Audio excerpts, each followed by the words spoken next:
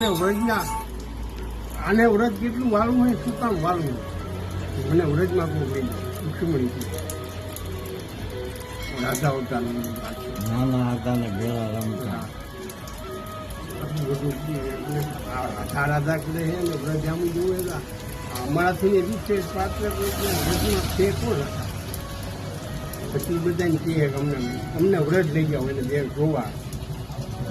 પછી નારાજી આવ્યા હતા, નારાજીને પૂછ્યું રૂક્ષ્મણી પછી તમારા વિશેષની બારી વાત છે.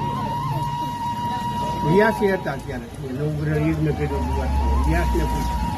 વ્યાસ કે હું મારા ગુરુ છે, હું નામ નથી લઈ લીધું, મેં ભાગવતમાં ક્યાંય નામ નથી લખ્યું. નામલોકમાં સમાધિ લાગી જાય. રાધાજી વ્યાસના ગુરુ, હું નામ લઉં તો સમાધિ લાગી જાય, મારું કામ કાંઈ નથી થતું.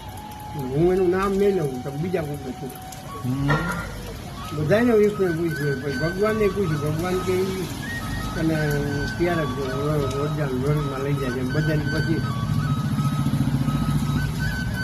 એને એક જૂનો સાથી હતો ને એને કીધું કે તમે આ બધાને પૂછોમાં કાં રોહિણીને પૂછો.